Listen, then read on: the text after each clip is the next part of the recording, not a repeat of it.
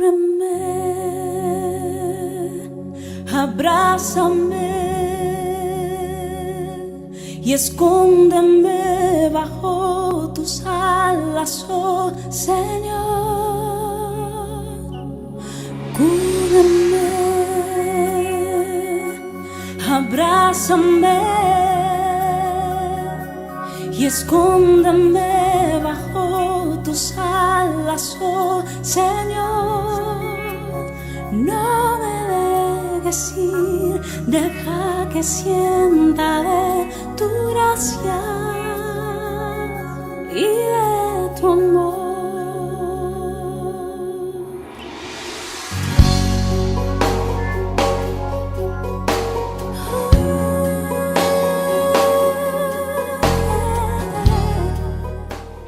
Buenas tardes, queridos amigos de este programa, Sembrando Esperanza. Como sabéis, cada semana aparezco por la pantalla de Costa Noroeste para decirles que tenemos un mensaje de esperanza para vosotros.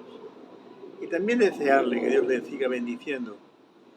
Es posible que tú no creas en Dios, es posible que tú seas un buen religioso.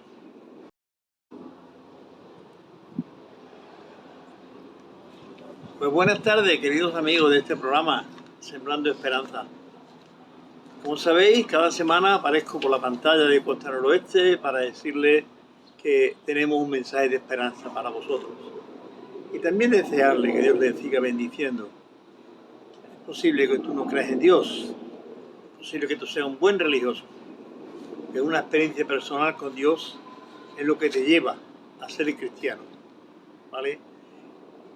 Me gustaría que en esta tarde, que es el segundo programa de septiembre, ustedes puedan también recibir algún rayo de esperanza de lo que el invitado de hoy nos trae. Vamos a hablar también, como ocurrió el sábado pasado, la mujer nos contaba, Adela nos contaba su vida, su historia, su tragedia, y bueno, el de hoy también tiene sus tragedias, pero no vamos a hablar de sus tragedias, vamos a hablar de otra cosa con él. Él es de Rota, natural, nacido, vivido en Sanlúcar y por 48 años en Tenerife, en las Canarias. Así es que vamos a presentártelo. Miguel Bernal Arana, de la familia Arana, de allí de La Jara. Mucha gente todavía te conoce en Sanlúcar, porque aunque haga 48 años que te fuiste de aquí, no más. Bueno, sí, más o menos, vaya, fue en el 69, me fui a la mili y ya no volví. Así es que mucha gente todavía te conoce en Sanlúcar. Más de 50 años. Más de 50 años ya. Bueno, ¿te sientes sanluqueño o no? Hombre, siempre llegar aquí, el aire del mar de Sanlúcar, y la brisa y todo eso hace que uno se sienta realmente en su ámbito, en su tierra. En fin, claro, muchos años fuera también hace que tengo que repartir el cariño y el amor por las diferentes tierras en las que uno ha vivido, ¿no? Porque va dejando partes de la vida. Sí. Bueno, pues como decía Miguel, es un hombre que se fue a la mili, en aquellos tiempos cuando hacíamos la mili, y desde Algeciras creo que se fue a Málaga, y ahí empezó ya pues un derrotero que le llevó a un seminario evangélico donde estudió prepararse para el ministerio evangélico, y bueno, se fue a Tenerife y allí lleva 48 años como pastor. Y él hace años te invité a un programa. Es verdad, no, yo creo que es la tercera por lo menos. Sí, sí. Así es que hoy vamos a hablar de otra cosa.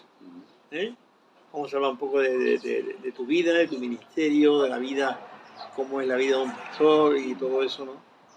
Bien, te decía antes que la semana pasada con esta mujer Adela Henares, yo le citaba el Salmo 23, porque es un salmo de mucha bendición para todo el que la lea, no importa la circunstancia en que esté.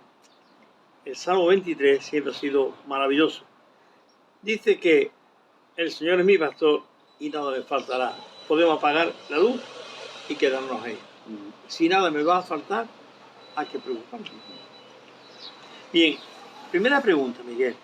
Como pastor, ¿cómo te sientes? Bueno, lo normal cualquier persona es buscarse, cuando uno comienza ya después de la adolescencia, a buscarse la vida, es tener una profesión, ¿no?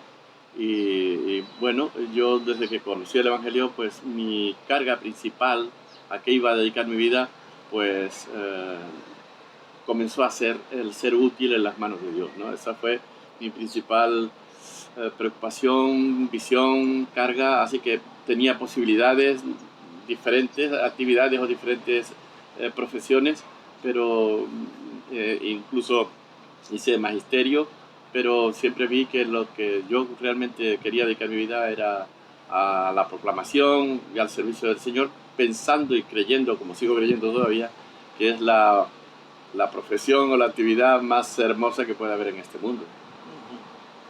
¿Cómo llegaste a eso, Miguel? ¿Cómo tú llegaste a la iglesia evangélica?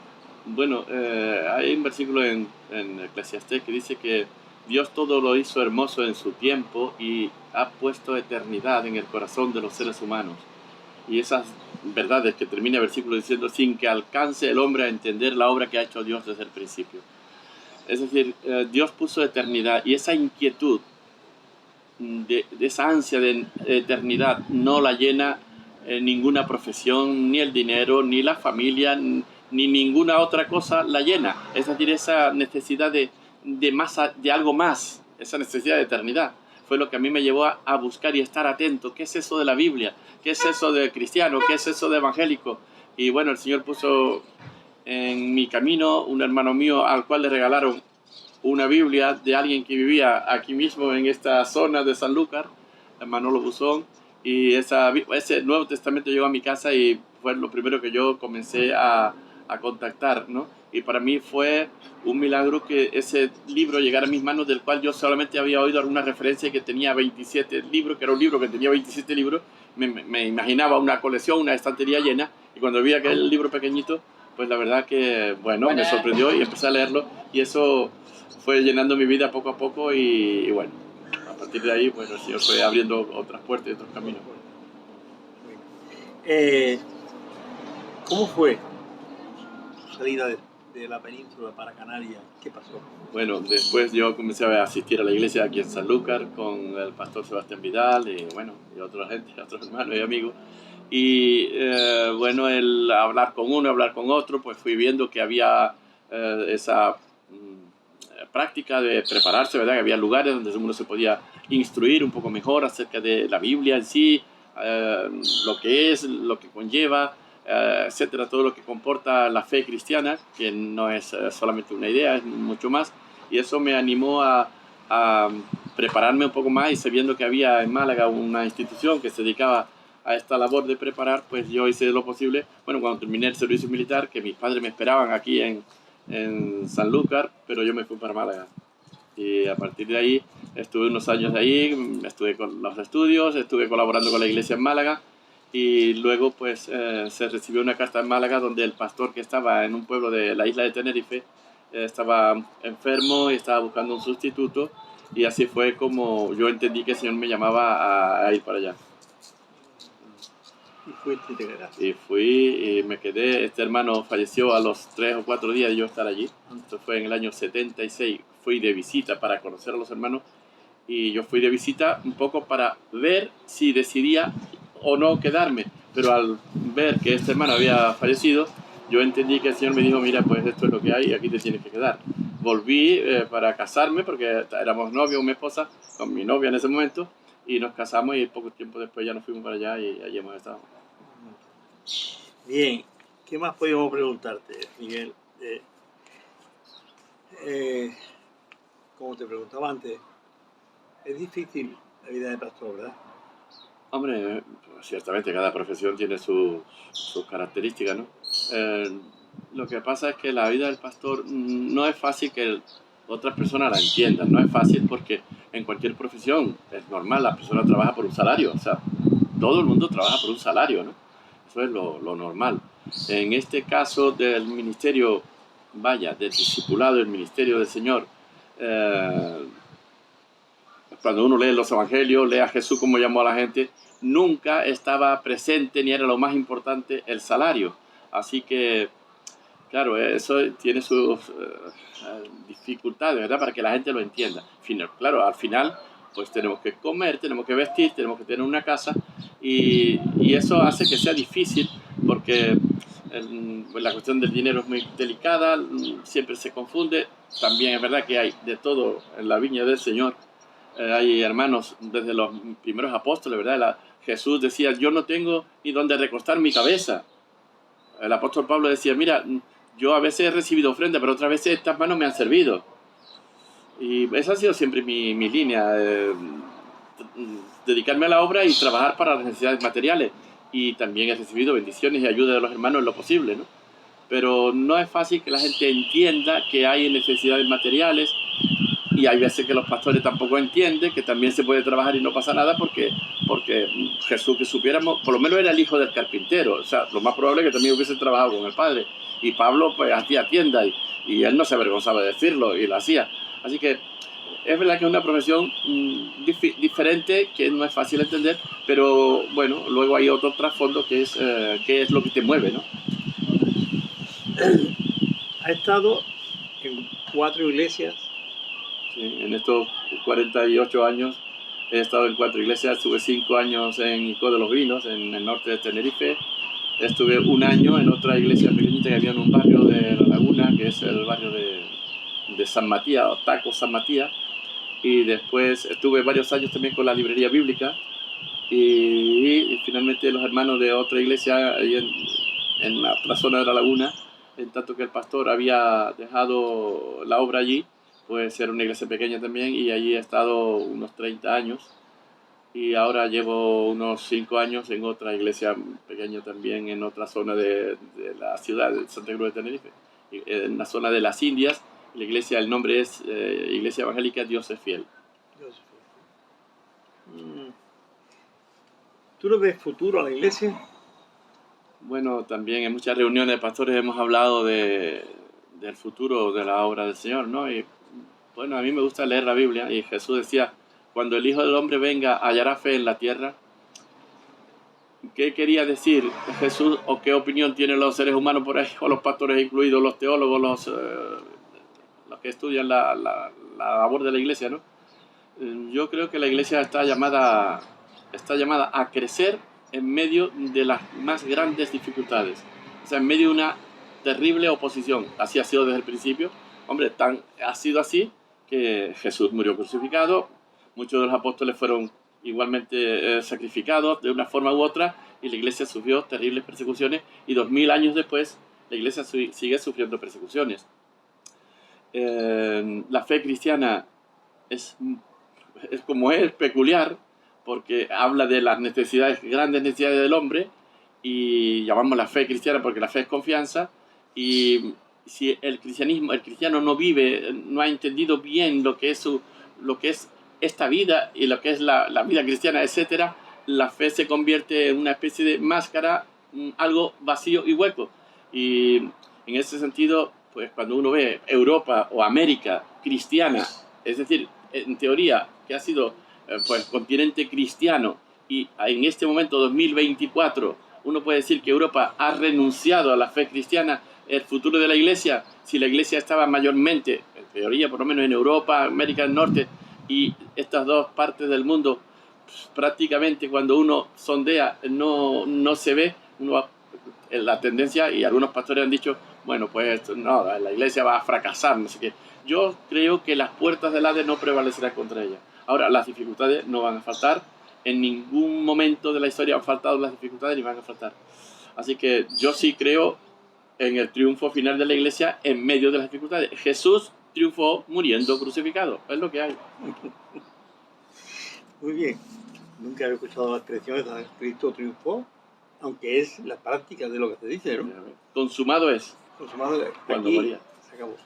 Bueno, ¿tú crees que la gente tiene hambre de Dios? ¿O están buscando? Bueno, la gente tiene hambre. La gente tiene hambre. El ser humano, Dios ha puesto el hambre, ha puesto eternidad en nuestro corazón. O sea, eso existe. Pero ¿qué pasa? Vaya, tampoco es fácil explicar. Pero bueno, desde el principio, en Génesis, el Señor le dijo tal cosa: puedes comer de todo, que habría pues yo no sé si había 100 o miles de árboles, y había uno del que lo dijo no comerá, y puso su miradita en el que estaba prohibido. Vino alguien por allí, otra voz diferente de la de Dios, le dijo, no, el secreto de tu felicidad está en este prohibido.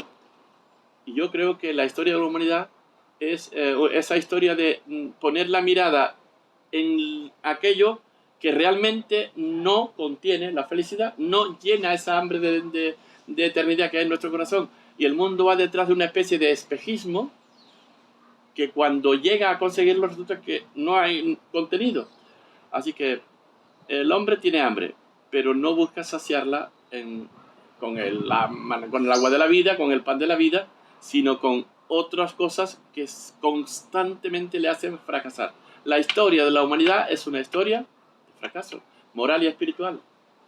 Y bueno, yo creo que el creyente que ha conocido a Dios ha entendido que es, como le dijo Pedro a Jesús, ¿no? Señor, ¿dónde vamos a ir? Tú tienes palabra de vida eterna. Esa palabra no la tiene nadie. No hay otro nombre bajo el cielo. Es que no lo hay. O sea, uno puede decir, cuando Pedro dijo que no hay otro nombre bajo el cielo, bueno, eso es una ocurrencia suya.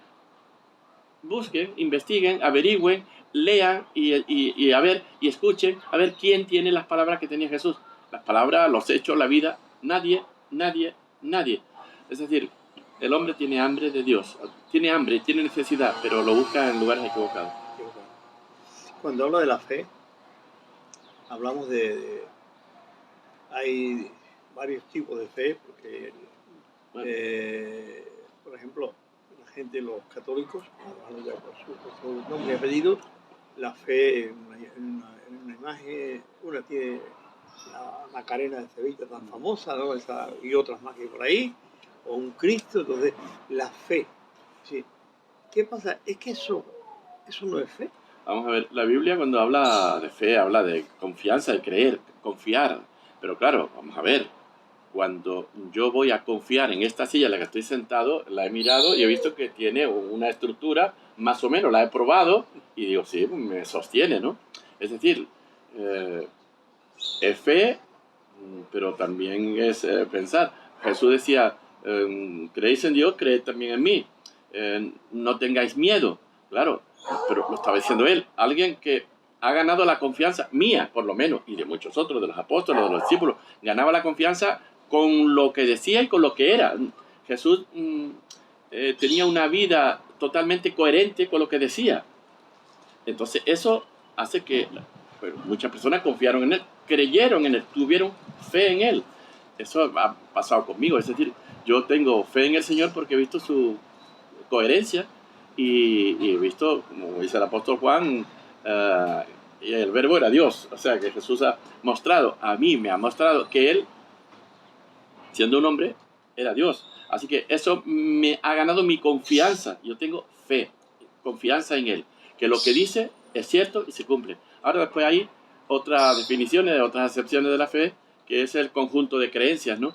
Y en ese sentido, pues cada religión, cada confesión tiene su propia fe, el conjunto de creencias. Pero mi confianza, la confianza del creyente no está basada en las cosas que decimos creer, sino que es creer en alguien que ha hecho algo. Y Jesús es alguien, no es un mito, es un personaje histórico que ha hecho algo. Y lo que ha hecho, entre otras cosas, hablar o hacer milagros, es morir. Como dice desde el principio del Evangelio, morir por nuestros pecados. Es decir, yo tengo fe en alguien que ha hecho algo. Tengo confianza. Eso conlleva, evidentemente, una serie de creencias, ¿no? Que sería la fe evangélica, la fe cristiana, ¿no? Que es las cosas que nosotros creemos, bueno, que hay un Dios que lo ha hecho todo, que la ciencia no puede negar y que muchos científicos se ven obligados a creer, aunque no crean, dice que no tiene otra explicación, el universo, todo, ¿no? Bueno, pues eso es lo que nosotros creemos, o sea, por eso tenemos esa confianza, creemos que el Señor lo ha hecho, ha demostrado que Él es digno de confianza y seguimos adelante totalmente convencidos que es el único que llena las expectativas del corazón del ser humano. Sí, trate el texto de cuando Jesús dijo, cuando el Hijo del Hombre venga, hallará fe en la tierra. Sí, ¿a qué tipo de fe se refería? La confianza en Dios. O sea, la gente va a seguir confiando en el Señor, va a seguir confiando en mí y bueno, lo que decía yo antes, Europa, cosa de los niños. La Europa actual tiene confianza en Dios. Yo diría que no. O sea, mayoritariamente ha perdido la confianza en el Señor, porque la ha puesto en los bienes materiales, o en los placeres, lo de siempre, o en el poder, o en la diversión. O sea, los placeres, los cebos, con Jesús decía, el brillo de la riqueza, que cautiva la mente, que al final no hay nada detrás. Pero es que uno lo ve tantas veces. Una persona dedica toda su vida, 60, 70 años, a estudiar y trabajar para ganar y tener riqueza. Y cuando Jesús contó la misma historia, y ahora le dice, oye, que se terminó el tiempo. Y todo lo que has trabajado, ¿para qué? Para nada. ¿Para quién será? Para nada. Es decir, has trabajado y te vas vacío de nuevo con la misma hambre que tenías, porque no te has alimentado del pan que satisface, ¿no? Entonces, ahí está la cuestión. Leí el otro día un relato de Rockefeller, que es el famoso millonario de Estados Unidos, que con muy pocos años se hizo dueño de todo el petróleo del mundo. Dice que el petróleo más pasaba por sus manos. Entonces, dice que en ese momento Cúpide tuvo una enfermedad y lo llevó al borde de la muerte. Entonces, estando ahí, cuando él por fin lo sacaron de ese momento, él dijo que desde ahora iba a crear una serie de asociaciones para ayudar a personas incapacitadas. Sí. Y desde entonces, prácticamente, la Fundación Rockefeller está ayudando a todo el mundo. Dice, entendió que todo se queda aquí y que no tenía nada. No tenía nada. Entonces, realmente es difícil o es triste que lleguemos a un punto como ese para decir hasta aquí. Ahora entiendo. Ahora entiendo, ¿no? Pero sin embargo, el texto cuando dice hallará fe en la tierra, Jesús no está dudando. Está haciendo una pregunta que realmente es congruente. Si la gente no busca a Dios, en sentido como los judíos, que estaban detrás de la idea, pero ahí iban, ¿no? Bueno, Miguel, algo más. ¿Qué mensaje tú escuchaste? Vamos a volver al principio. ¿Qué mensaje escuchaste? ¿Qué leíste en aquel Nuevo Testamento que cayó en tus manos cuando jovencillo, más bueno? ¿Qué te hizo pensar que tú necesitabas un cambio? Bueno, la enseñanza del Nuevo Testamento es clara desde el principio, cuando uno empieza a leer el Evangelio de Mateo y Jesús comienza a predicar y a decir, arrepentido porque el reino de los cielos se ha acercado. O sea, Jesús no andó, que Juan el Bautista ya había comenzado, ¿no?, con esa misma frase, en lo que recoge el Evangelio de Mateo, y esa frase tiene una profundidad espiritual y social. Arrepentidos, porque el reino de los cielos se ha acercado. Está diciendo al ser humano y a mí que nuestra forma de vivir, nuestra naturaleza, está desordenada y vacía, y que hacemos las cosas que no debemos y a veces ni siquiera queremos, pero es lo que hacemos. Y entonces Jesús propone el reconocimiento de nuestros fallos, el reconocimiento de nuestros errores. Y para mí ese es el mensaje que la Biblia me daba: reconocer que hacemos las cosas mal, aunque queramos hacerla bien, que ya es rollo, pero lo hacemos mal. Entonces reconocerlo es la cosa más difícil que tiene el ser humano, reconocer sus propios errores. Y eso fue lo que a mí me llevó, bueno, al Evangelio. No me convertí el primer día, porque yo al final soy creyente pero muy desconfiado, vaya, o bastante desconfiado. Yo quería estar seguro de a quién le iba a entregar, porque el Señor no pide cualquier cosa, ¿no? Cuando uno se casa, pues decir, te doy mi vida, bueno, eso es relativo. Pero Dios, entiendo yo, que pide mucho más que una esposa, un cónyuge. Entonces, es decir, me voy a poner mi vida en manos de quién. Entonces yo quise estar bien seguro de en quién iba a poner mi vida, ¿no? Y la primera cosa que tenía que entender es el reconocimiento de mis errores, de mis pecados, de mis faltas, que no son cuentos. O sea, es la absoluta realidad. El ser humano tiene que reconocer, y no hay alternativa, sus errores. Cuando los reconoce, comienza a nacer de nuevo. Como el hijo pródigo, como Jesús ha contado en tantas ocasiones, como al apóstol Pablo cuando se tropezó con Jesús en el camino, y esa fue también mi experiencia, así, entender que no había otra alternativa, reconocer la debilidad humana frente a, yo diría, a la exigencia de la propia conciencia, que no es decir la exigencia de Dios, no, la exigencia que está en el mismo interior del hombre. El hombre sabe lo que es bueno y sabe que no lo hace. Y eso le lleva a tener, en general, si no hoy, mañana, mala conciencia. Aunque algunos se ufanan de sus fechorías, finalmente no tiene alternativa. El hombre va a cargar con como Caín cuando mató al hermano y no quiso reconocerlo, pero dice, dura cosa me es arrastrar esta carga de culpa. Y el ser humano va con una carga de culpa. Y yo no dejaba de sentir eso también, ¿no? Y vi que el Señor estaba dando la solución, que es el reconocimiento, el arrepentimiento, y que Jesús vino no para condenar, sino para salvar, para perdonar.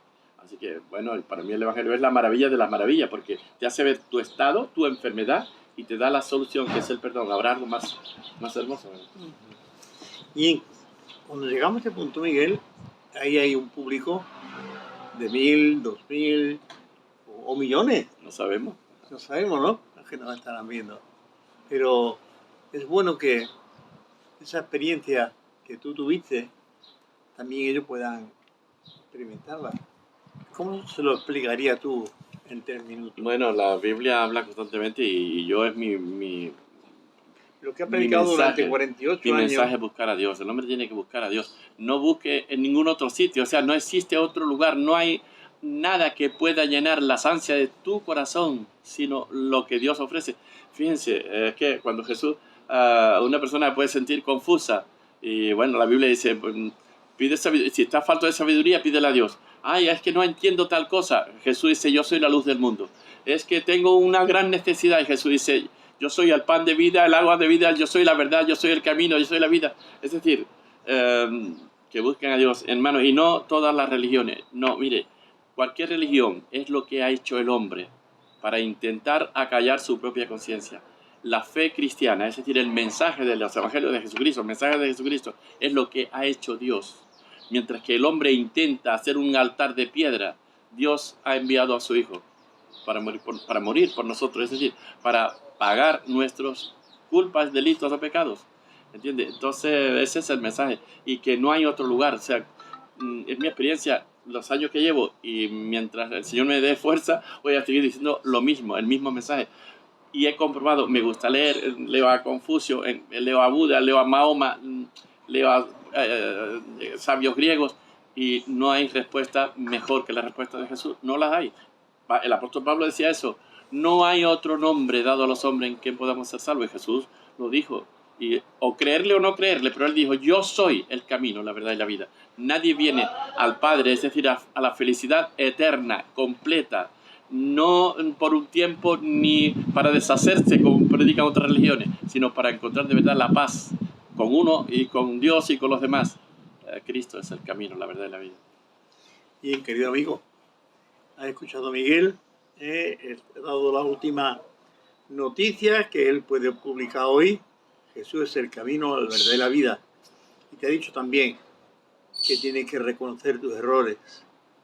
Te ha dicho también que Jesús, su primer mensaje junto con el de Juan, fue el del arrepentimiento.